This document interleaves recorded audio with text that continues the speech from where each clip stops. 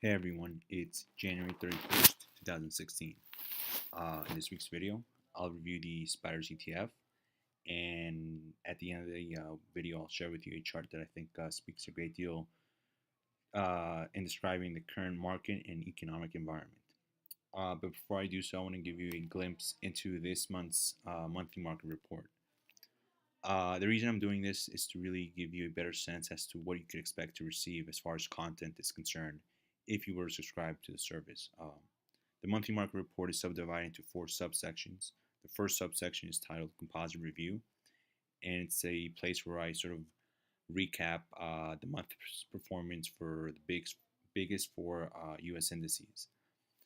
The second subsection is titled Sector Performance, and here I again share the or sort of summarize the month performance for each of the major sectors of the market, the year-to-date performance, and I've also included a column that I've called Weighted Alpha Performance, which is a fancy way of tracking the performance of a sector relative to an index, in this case the S&P 500. Whenever you see a high value assigned to any one of these sectors, those are the type of sectors you want to pay up. Yeah, you want to pay the most close attention to because more often than not, they're the reason why an index moved higher or lower in that particular month. The third subsection is titled Noteworthy Commentary from Last Month, and it's a place where I share with you some of the calls I've got right, some of the calls I got wrong, and also, again, some of the noteworthy commentary that played a pivotal role in sort of dictating price activity and market sentiment for that particular month, and are likely to play a dominant role in future months. The fourth and last subsection is titled Views and Expectations, and that's the part of the report where all the new content is delivered.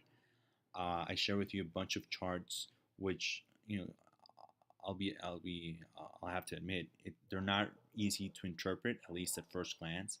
But the way I again interpret these charts, or the way I interpret charts, is done in such a way that it's easy for you to read and to understand, to the point where you could actually explain what's going on to anyone who who might be interested in investing or just interested in why the economy or the market is reacting the way it is from one reason or another. But in any case, I'm not gonna in the very last part of in the last section, the views and expectations section, I'll scroll down quickly just because I don't want to give away the bulk of the content of this week's material.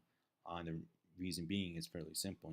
I'll be doing a disservice to my members if I were to show the content to this week's or to this month's rather monthly market report. So for those reasons, I'm gonna scroll down and up quickly. But again, the reason I'm doing this is to give you a better sense of how I've structured these monthly market reports and what you could expect to receive. As you can tell, I haven't finished writing the monthly market report. I'll certainly do that by the end of tonight. And when it's all said and done, I'm expecting an additional 5 pages of content. So, on average, you could expect to receive anywhere between 15 to 25 pages per month in each of these monthly market reports. If you're interested, send me an email at smartstocks8@gmail.com, or you could also visit the webpage, click on the subscription link, and pick one of these subscription packages that best suits your investment goals and objectives. So onto the charts. We'll begin by taking a look at the daily chart of the S&P 500. There's certainly a few bullish aspects to take out of this week's price activity. The most bullish, well, I'm going to say the most bullish, but I'll start by saying this. The fact that, well, I'll just name a few bullish aspects. Let's do this. The fact that the S&P 500 broke above or out of the bearish flag that was in effect prior to Friday's trading day is bullish. The fact that the 9-day moving average is beginning to curl up shows improved price structure and increased momentum. And the fact that price closed well above the 9 and 20-day moving average again speaks to the or sort of gets rid of the risk of an imminent and bigger collapse at hand. I think a lot of people got trapped into believing that this bearish flag would sooner or later yield lower prices, as most bearish flags do.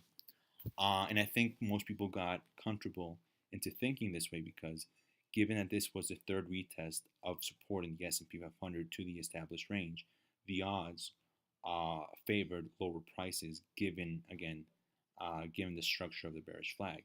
But because Friday's breakout sort of negated, at least for now, any a possibility of a bigger rollover, we need to continue to give benefit of the doubt to market bulls.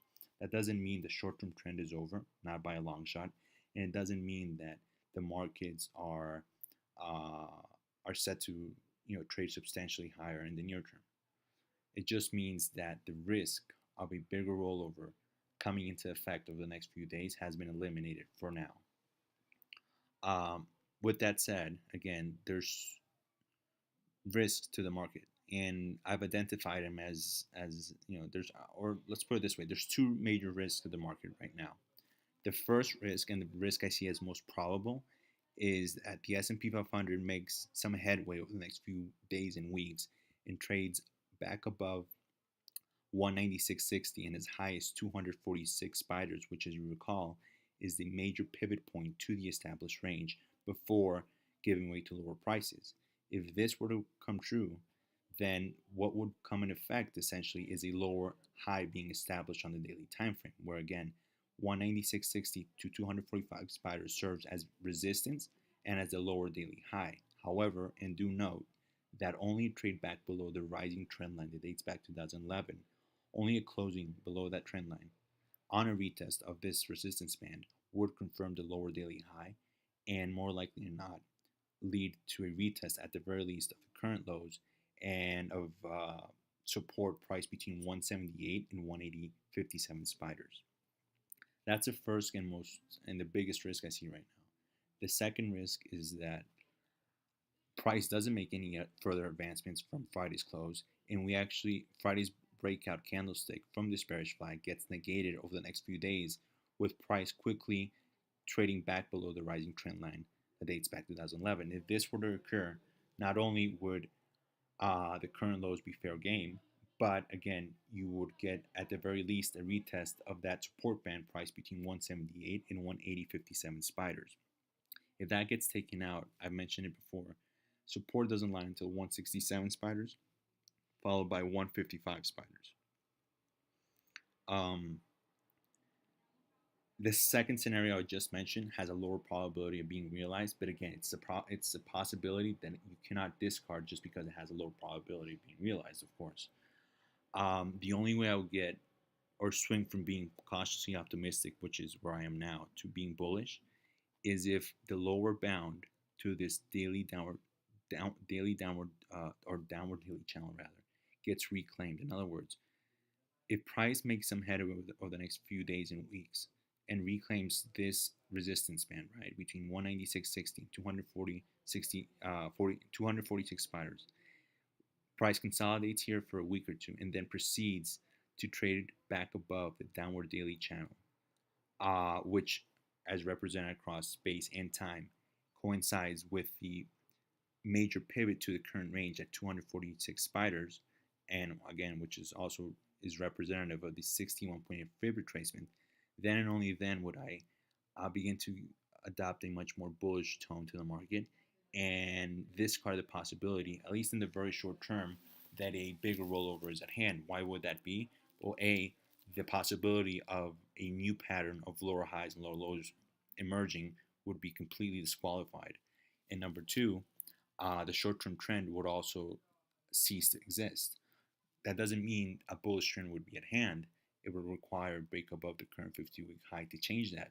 But again, it would leave us to where we were at the beginning of 2015 in this quasi-neutral trend where the upside risk and the downside risk is comparable, and you just have to wait and see what the market decides to do, whether it be to the upside or to the downside.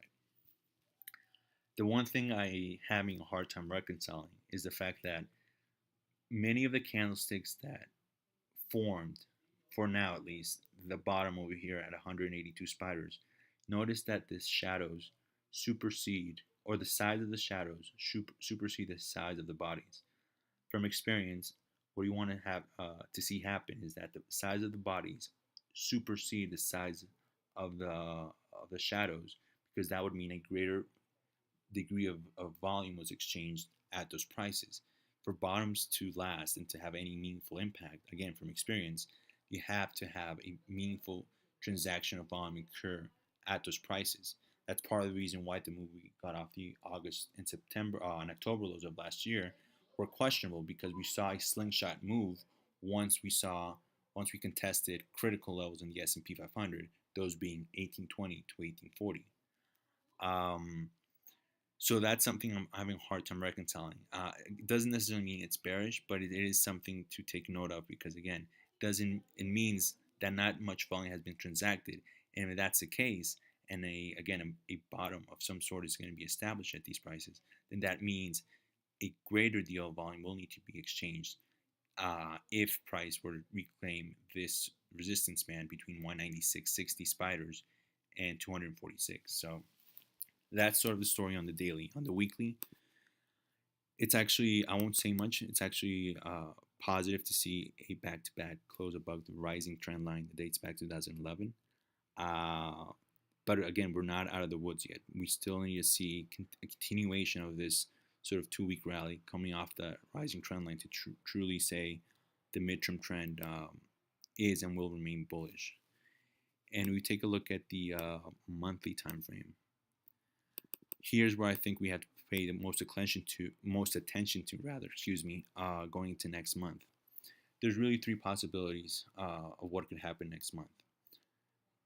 Ideally, for market bulls, what they would like to see happen is a retest on point or on dot of this rising trend line that dates back to 2011, and then it close well above it, preferably again above this time rate or the lower bound to this daily downward channel. In other words, right at or near the highs to January, right? That's the ideal setup.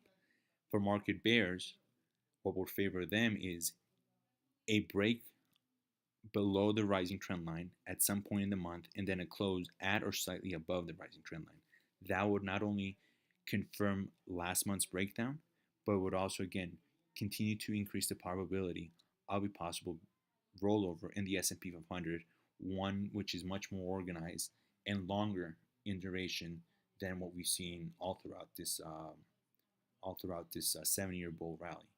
And then the worst thing that can happen for market bulls, or the best outcome for market bears, is a break and close well below this rising trend line, which would not only confirm last month's price breakdown, but would also again lead or signal to a much more prolonged decline in the S&P 500.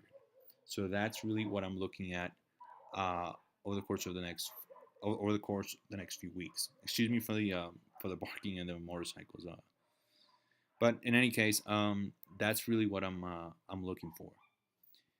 Lastly, uh, if you take a look at a lot of people, or part of the reason uh, markets declined this week or this month was fears arising out of China. Uh, China is a very complex economy and market that is slowly transitioning, or it's slowly transitioning into a consumption-led economy. Everybody knows it, but it's also adopting stringent reforms that the country, I think, from what I understand, or at least appreciate, they're implementing reforms today, structural reforms today, that will have meaningful impacts 10, 20, 30 years out. Um, and I think most investors today underappreciate the reforms the Chinese government is trying to implement to again promote higher growth in a consumption and investment led economy going into the future. So essentially, the biggest contributors to, I think the question most investors need to ask themselves is not whether China is going to grow at 5, 6, 7, or 8% over the next few years, but what are the biggest contributors to the growth rate? And as you can see here, the biggest contributors to GDP have been investment and consumption.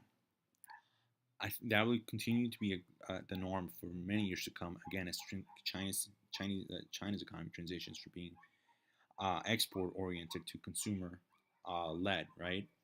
And you have to glean at these numbers and take sort of some comfort in knowing that China's economy is still the fact that consumption is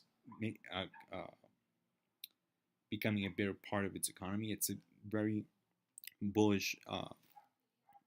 It's a very bullish sort of undertone that I think again many investors underappreciate, and I think don't fully understand because they haven't bothered to either look at the information uh, in its entirety, or again don't understand where China's economy finds itself today and where it wants to head over the next few years. Yes, China, there's been different stories written about how China has spent hundreds of billions of dollars trying to sustain uh, the, the its currency, right? But you have to take into context, even if China has enough firepower to combat a declining yuan, if need be, through its exchange reserves. China, as of November, still had roughly $3.4 trillion in foreign exchange reserves, which it can use to defend the yuan if need be. So, what I'm trying to get at here, if anything, is that I think China fears are overblown. China's economy, even if you rely on independent studies, it's still going to grow well over 5% over the next few years. And this idea of China experiencing a hard landing is more likely than not going to happen unless the government does not promote some like infrastructure bill to promote organic growth obviously within Chinese borders, or if the PBOC doesn't take a more proactive approach to calm investors' sort of angst and shore up money market accounts. But in any case, what I'm trying to say is that I think China's fears have been overblown, and I don't think as we progress over the year, I think there's going to be those fears are going to subside. People are going to focus on some other stuff. Uh, but you shouldn't again. What China is doing right now is they're taking proactive steps to change their economy in a time where again we're in a very hard economic stage globally.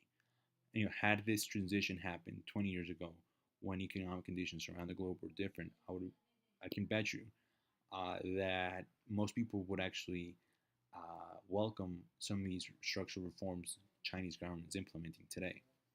So, long story short is the market remains guilty until proven innocent, as some would say. And even though there are some bullish aspects to this month's or to this week's price activity, we still have to remain cautious and manage risk accordingly. Again, until this lower bound to this downward daily channel gets reclaimed in the S&P 500, you have to err in the side of caution and and take each day in stride. That's really the best option. The best advice I can give you. So with that said, there's another full week of earnings in store. We'll see how markets react to those earnings and what really markets make, if anything, from Friday's breakout. So with that said, I want to thank you for taking time to watch the video. Remember, stay nimble, respect price for what it is, and please, please, please, please do not trust markets. Just stay focused to what you know. You have to remain active. This is not a market that has rewarded the passive investor, and until that changes, you have to take each day in stride. So I want to thank you for taking time to watch the video, and I will talk to you next week.